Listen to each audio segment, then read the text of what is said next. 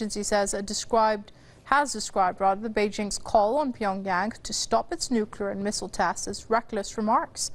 The KCNA says nothing could shake North Korea's determination and that the country will not beg for the maintenance of a relationship with China.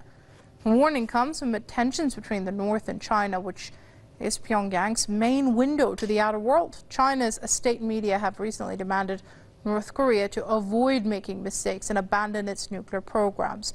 Officials in Beijing also urged both Pyongyang and the United States to exercise restraint after the U.S. sent its battleships to the Korean peninsula. Let's speak to Press TV's Frank Smith, who joins us via Skype from Seoul now. Frank, this war of words between North Korea and China now, how significant is that? Will it escalate? I think it's very significant on a couple of fronts. In recent memory, at least in my memory, I can never think of a time when Beijing and Pyongyang had exchanged such harsh criticisms of each other. They've always portrayed a common front to the international community, and to hear this type of rhetoric between the two countries is pretty much unprecedented. The other area that it might be significant is that it undercuts American claims that Beijing has some type of control over North Korea. The United States has long criticized China's policy toward North Korea, saying that it really propped up North Korea and it was responsible for North Korea's nuclear programs, and that China needed to put more pressure on North Korea for it to abandon its nuclear and missile programs. And recently, the United States has said that China needs to fix the North Korean nuclear problem, quote, or we will, says Washington. So this spat between Beijing and Pyongyang really undercuts that criticism from Washington that it's China's problem and China's role to rein in North Korea. China has said all along that it doesn't have that much control over Pyongyang, although the two countries remain allies. So this does, again, represent a rift between Beijing and Pyongyang, and in fact undercuts a little bit U.S. criticism of China for not doing more to pressure North Korea. Right now, Frank, is there a concern at your end that now that there is this rift between China and North Korea, it leaves North Korea in a more vulnerable position, considering up until now the West's responses to its missile tests and nuclear program have been largely measured? Well, I think it might leave North Korea a little bit more in a more problematic position, but we need to wait and see whether this war of words turns into any sort of policy initiatives by Beijing. There are a couple of areas that China could exert more pressure on North Korea to abandon its nuclear and missile programs. One of those is imports of coal. China is a primary buyer of North Korean precious metals, and in particular coal.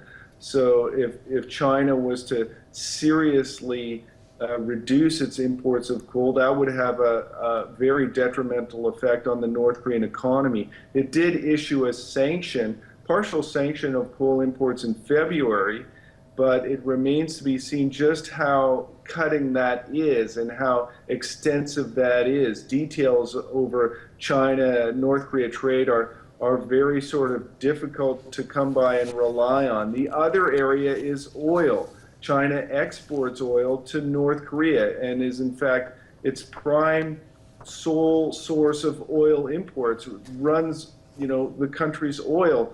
And so we've seen reports of increases in oil prices in Pyongyang, and that could have a serious effect on North Korea. But again, instituting this policy from Beijing could have very negative influences in terms of China's security, as they worry about a potential flood of refugees over the border if things in North Korea become untenable for the North Korean populace. All right, we'll keep hysteria surrounding tensions between Washington and Pyongyang. What historical context is missing? And thank you for joining us this afternoon, by the way. You're welcome. Well, the first thing I want to say is that most Americans have no idea of the destruction and the desolation that American air power wrought on the tiny Korean peninsula between 1950 and 1953. It was exceeded only by the firebombing of Tokyo and Hiroshima and Nagasaki. More bombs were dropped on Korea during that brief period than were dropped in all of the Pacific theater. Approximately 1/3 of the population of North Korea was killed.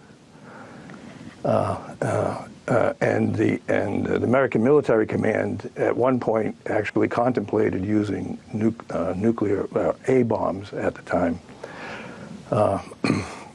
MacArthur later, after the war, in his memoirs, said, "I would have dropped between 30 and 50 atomic bombs strung across the neck of Manchuria and spread behind us from the Sea of Japan to the Yellow Sea a belt of radioactive cobalt. It has an active life of between 60 and 120 years."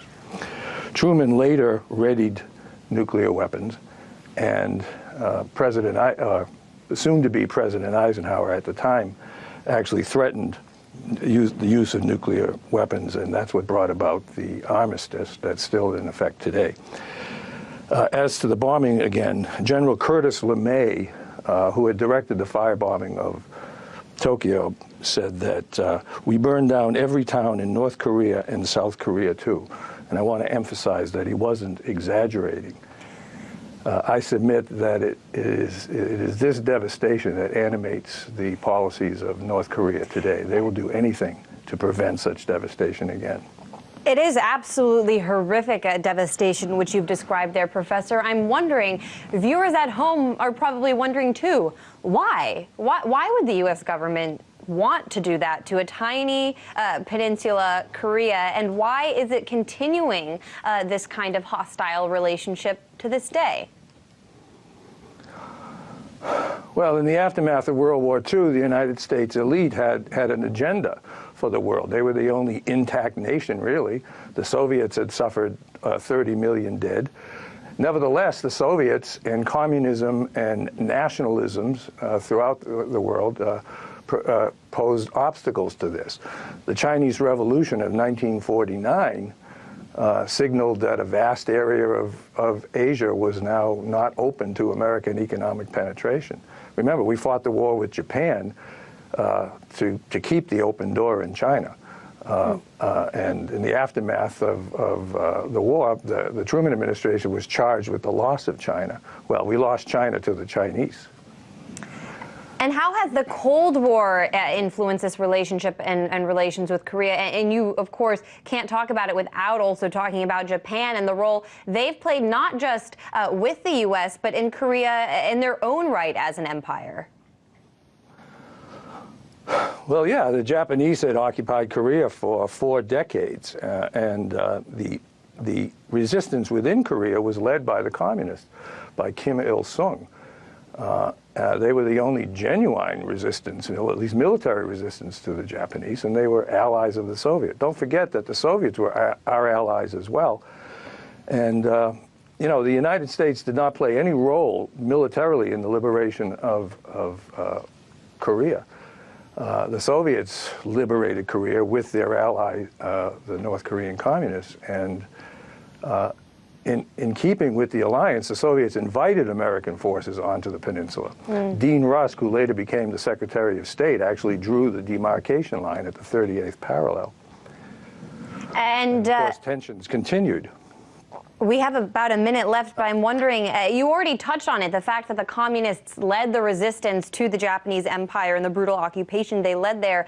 Is that maybe why there's a sort of mythology in the media when it comes to the government and the Kim dynasty, but can you give some context as to why this cult of personality around North Korean rulers exists in the first place? Well, I can't speak to the cult of personality. I don't know anything about Korean culture. I'm a student of American foreign policy. I suspect it had something to do with long-standing Korean culture. But regardless of what we think about that cult of personality, that is no reason to devastate a small country like North Korea, which the Trump administration seems to be threatening to do. That would be utter madness. Don't forget, North Korea has nuclear weapons because we have nuclear weapons long-standing in South Korea, although those weapons are not really directed at North Korea. They're directed at China. All right, Paul Atwood, Professor of American Studies at the University of Massachusetts. We appreciate you so much bringing that history in that nobody ever really seems to talk about. He's also the author of War and Empire, The American Way of Life. Thanks a lot. To sit down with me. You've had nearly 4 decades of diplomatic experience. I wanted to get your perspective on the tensions happening right now in the Korean Peninsula. Is this the worst you've seen? Kind of. We have seen many crises, sometimes small, sometimes big, on the Korean Peninsula, especially involving North Korea. But this time, I think it's all of the conditions are making it even worse. So almost one of the worst crises we are having here. The U.S. says they are preparing for the worst. As we speak, right now the United States and South Korea are doing joint military drills in the Korean Peninsula. Is there a way to solve this tension diplomatically, or do you feel like we've tried that and failed and militarily is the only way to go? I think we can solve it diplomatically. And I think basically that's what President Trump and the United States is pursuing as well. I think President Trump met President Xi of China, and I think they both of them understand that we should do our best to maintain peace on the peninsula. And I think China is also giving clear message to North Korea that they should not go for another provocation. So if North Korea understands this, I think we can get over with it peacefully and probably get back to the negotiation for denuclearization. I want to take us back to your famous 2014 speech at the United Nations. We only hope that one day in the future, when we look back on what we did today, we will be able to say that we did the right thing for the people of North Korea, for the lives of every man and woman, boy and girl, who has the same human rights as the rest of us. It invoked such emotion in diplomats around the world. What message were you trying to convey? Well, I was trying to share with other diplomats in the council that we from South Korea should have very special feelings and thoughts about the fact that the North Korean human rights issue got so bad as to be put on the agenda of the Security Council, which is very unusual. So as a fellow Korean, I wanted to let them know that North Koreans are not just anybody's, they are our sisters and brothers. Do you feel like your speech made a difference? Made a difference to, yeah, in a way, especially to young generation in South Korea who doesn't have direct experience with North Korea. Their parents were born after the Korean War, so most often they forget that North Koreans are originally our sisters and brothers. So I think that we have some effect on that. And I hope the message also got across to people in North Korea. I don't know how much opening is there, but still. The United Nations this week is considering a call made by the United States to increase sanctions and pressure on North Korea. If you had not retired, what would you be recommending this week? Well, I think the 2 resolutions the Council adopted last year, they contain pretty tough sanctions measures. I think by now we have one of the toughest sanctions regimes on North Korea in the history of the United Nations. So now I think it is important to implement these sanctions faithfully so that we can have continuing pressure on North Korea. And if North Korea goes for another serious provocation like nuclear bomb test or long-range missile test, I'm sure that the Council will further strengthen the sanctions. Do you believe the sanctions do in fact put pressure on North Korea? Do they make a difference?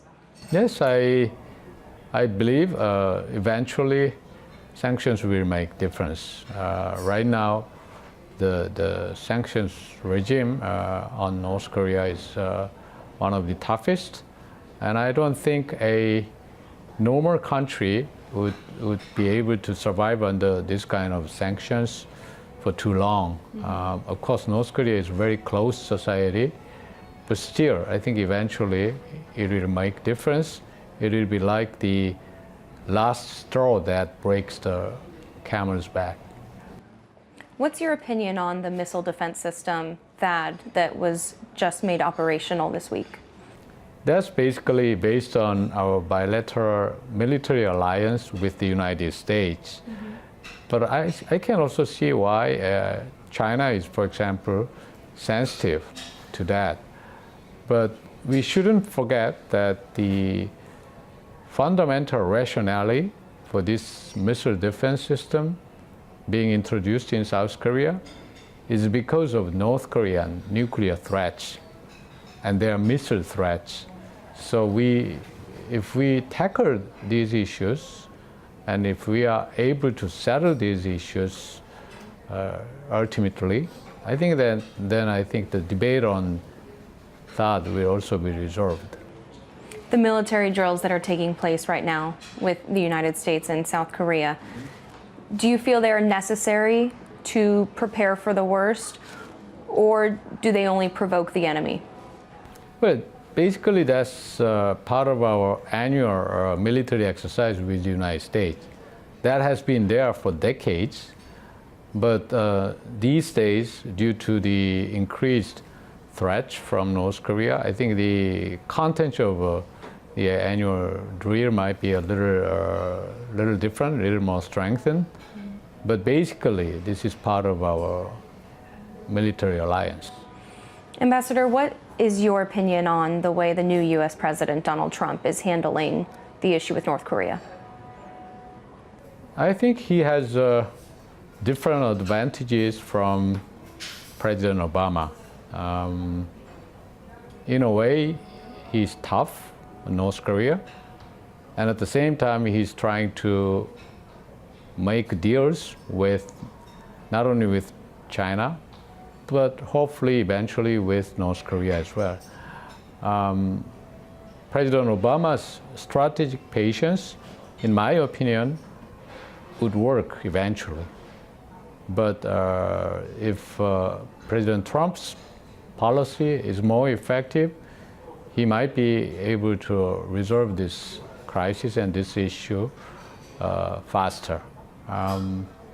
But that has greater risk, so we will have to see. Obviously, the United States and President Trump have said that China will have to play a big part in handling North Korea. China is responsible for 90% of North Korea's trade. So they get a lot of their supplies from that country. What role does China play? Well, China can play a very big role in all of these. Sometimes I think there is a little misunderstanding about China's position on North Korean nuclear issue. Some people think China might allow North Korea to get away with their nuclear capabilities, which I don't agree with. I think China's interest is also in stopping North Korea's nuclear capabilities. Ambassador, I really appreciate your time. Thank you so much.